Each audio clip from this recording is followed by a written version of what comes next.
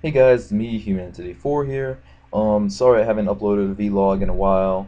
I was waiting till the ban list became official, and now that this is going to become our ban list for the format, I've been researching all the cards, figuring why Konami would touch each and every one, what I think about each card. I'm going to go through each card one-on-one and say exactly what I think about if it was a good decision, bad decision, why I think they touched it, stuff like that, if I agree with it or not. But let's get started. First off, besides me going through all these cards, whenever I think of the ban list, I always think of the South Park episode Margaritaville where they're determining the bailout. Basically, I'll attach a clip to it at the bottom, but they cut off a chicken's head and they have it run around like a giant wheel, and wherever it lands is their decision. And that's basically like how Konami does it in my mind. I always laugh whenever I see that video. It's like cut off the chicken's head, run around, up, landed on Trish. Yeah, Trish is banned. But let's get started with this list because the last time I did this video, it was around 18 minutes long. I have a lot to say, and I want to make sure to make it shorter than that. Let's aim for under 10 minutes. So starting at the top, glow up bulb. First off, you gotta keep in mind, Konami is a major business. They want to kill synchros 100%. Just like they killed fusions, just like they killed rituals, everything else exceeds of their new money-making card. So if everyone's sitting around using their awesome synchros, why would they pay money to go get exceeds? Which is, I still use my Dragooni deck, and they're not really going to touch those synchros, which is nice. I'll probably use that till the day I quit Yu-Gi-Oh! Or stop playing, but Glow Bulb is the first card on that list. Plants are a lot bigger in the OCG than they are here. Glow Bulb, no doubt, was a broken card. It was very good. Um, I think it was fine at 1. However, I don't disagree with the fact that they touched it because plants can be very scary. Glow Bulb's very splashable into a lot of decks besides plants, like Light Sworn and things of the such. So, I agree with the decision. I understand where they're coming from with that, both by a money-making point of stopping Synchro, as well as having this splashable card that's been jumping around for a while. It's not necessarily too broke, but can definitely make some pretty awesome plays in just a one card. Spore. Spore is like Glow Bulb's little brother for plants. Not really, but that's the reference I'm going to go with. So, Spore is also like their plant tuner. I do not agree with this 100%. Spore is not splashable. It's just for plant decks. With Spore and Glow Bulb on this list, the plants are essentially dead. They only have like one Lone Fire and one Dandy. I know Tengu gets hit later down that list. It's like, what are you going to do with plants anymore? Konami just totally killed that deck, and that was the last real synchro-based deck that was surviving in the OCG. So they got their goal. They killed Synchrogenic. And let the Exceed format begin. Next is Trishula. I have mixed feelings about this. This is definitely a card that should have got hit, and I love this card. It's definitely a game changer as soon as you get it out. You banish a card from your opponent's field, hand, and graveyard. It's absolutely ridiculous. Though it probably shouldn't have got hit this format, because there's a lot of other things that Trishula would be extremely useful in fighting, like the upcoming decks such as Wind-Ups, Rescue Rabbit, Insectors, all the things that make me just hate Konami for sometimes. But Trishula, it's definitely a broken card, definitely had to go. I just don't think this was its time. And Mistworm's obviously going to be my replacement for my deck. Definitely get those now while the price is still semi-low on them. Trap Dust Shoot. Dust Shoot was a really good card. It definitely helped fight the meta. However, I think at 1 it was fine. If you drew it early game, then you got rewarded for playing it, and then you could stop your opponent's combos and see their hand. If not, then it was a late game dead card, and that was the risk of playing it. I think it's perfectly fine at 1. I don't agree with touching it. The restricted cards are Striker and Earth. I'm putting these two together because they were both for the Agent deck.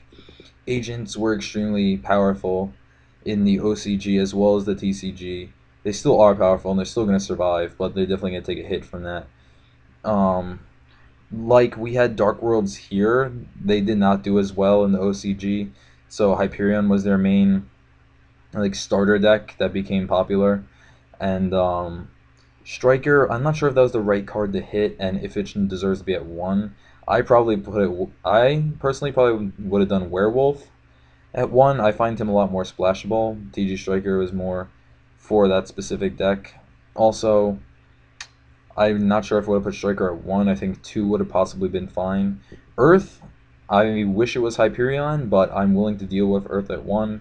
I'm glad the deck got hit. It was running around too much over there, and it was pretty big over here. Earth basically just searches the Venus and makes the annoying Gachi Gachi Gatensu play, which is really hard to get over, and now that play will be a lot harder to do with Earth only at 1. So I like that. The semi-limits. We got Marshmallow, and I hate this. It, it's so annoying. We have Spirit Reaper at 3, and now you want to put Marshmallow at 2. Me and my friends always joke that you got to run Piercers now just to play in this format. It's already like a flip. It's a light. Does 1,000 burn damage. It was perfectly fine at 1. I don't understand what was the logic of putting this thing at 2. They just want to stall everyone out for forever. It's totally stupid, and it should definitely be back at 1. Also, Lumina Lightsworn Summoner is basically the be-all of Light Sworns because now they've gone from the bottom all the way to the top. Between last list that they got like the 3 Judgments, they got the Necroguard, and they got all the other stuff. With Lumina at 2, it's just ridiculous that now they're gonna come back. Chaos Lightsworn is just gonna come and rape us all. They weren't as big in the OCG as they were in the TCG during the heyday, though they definitely had their fun there. But I really don't like that at all. Emergency Teleport also scares me a lot. Maybe I'm the only one who realizes this combo, but you could just Emergency Teleport into like Psychic Commander and overlay for a Zen Mighty, and then just start the wind-up loop, which is a very scary thought that they can do that now. Also, some people were saying Teledad was going to come back, and no way, it's not coming back. Yes, now that Emergency Teleport's at 2, you could physically assemble all the cards, but why are you going to play Teledad when you have Exceeds and even those few remaining Synchros running around this format? Just splash Dad into that new Dragon's Collide structure deck, which is annoying as all hell, but that's a different rant. And then you're fine. But their windups are not scary. Here, windups are very scary because they don't have Rabbit, they don't have Shark, they don't have Zen Mains, all that kind of stuff. The Arsenal, even though I think they just got that for some random card for some reason. But that is a very scary thought to me. She and Smoke Signal, I also don't like it too, because in the past 2 or 3 YCSs, Six Samurai have made top 32 here in the TCG, and I think not Atlanta, but the one before that, or even the one before that, they won it, which scares me a lot. Why are you giving them back this power? She and Smoke Signal was fine at 1. It's basically like a Rhoda for them, so now they essentially have 3 Rhodas, which I don't like at all. Level Limit Area B, they're trying to make this an Exceed format, as we've been saying, but that's perfectly fine in my opinion. No one really ran Level Limit unless you're running like a stall deck, and it doesn't affect Exceeds. This is their way of saying, oh, if people run Level Limit, then now they'll have to run Exceeds because it doesn't affect them. So I'm fine with that. Torrential. I'm not sure how I feel about this. Does this mean I'm going to have to be running Starlight Road in my side deck? I think I'm currently using 2 Forbidden Lance in my side deck to prepare for it, but Torrential at 2 just doesn't seem right. I was happy with 1 Torrential, 1 Dark Hole. That's the way it should be. Torrential at 2, yeah. I'm not sure who's going to use it at 2 and what's going to happen with it. I guess we'll just have to wait and see. Ultimate Offering at 2, I'm fine with. I don't know why they brought it back to 3 in the first place. And they did that during Offering Gadget's hype, like its main period, and that was just a terrible decision. I always hated seeing those on DN, but even though you could beat them. But seeing that they're trying to make it an Exceed format, I guess if anyone wanted to resort to Offering Gadgets, they're just trying to make it more balanced, so I'm okay with that. And last for the semis, there's Reborn Tengu. Tengu, they did an Allure of Darkness on us, hitting a TCG card before it's released in the OCG. I believe they're supposed to get Tengu this upcoming summer, so before the next ban list. But again, you're just killing plants. Plants are totally dead now.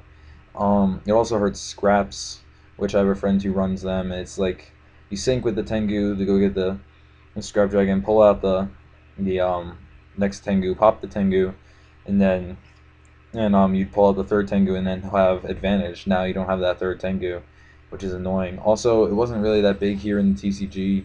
Even this last format with the bunk running around, I just didn't really see Tengu that much anymore. So I don't understand the logic behind it. And last but not least, Call the Haunted at 3.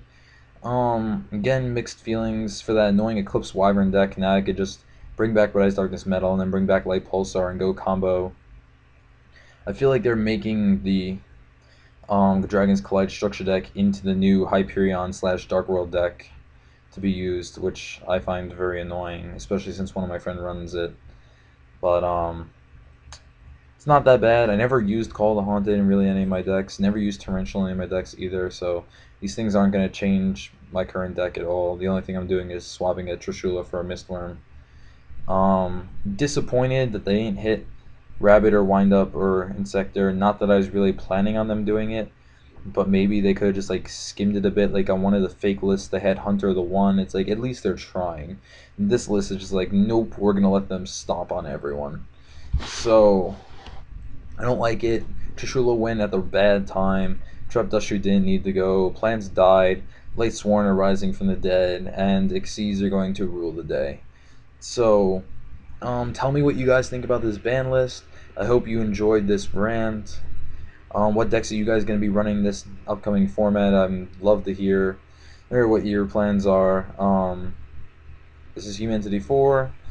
At least this one's not 17 minutes. It's closer to 12. But I'm signing out, guys. Welcome back to YouTube, myself.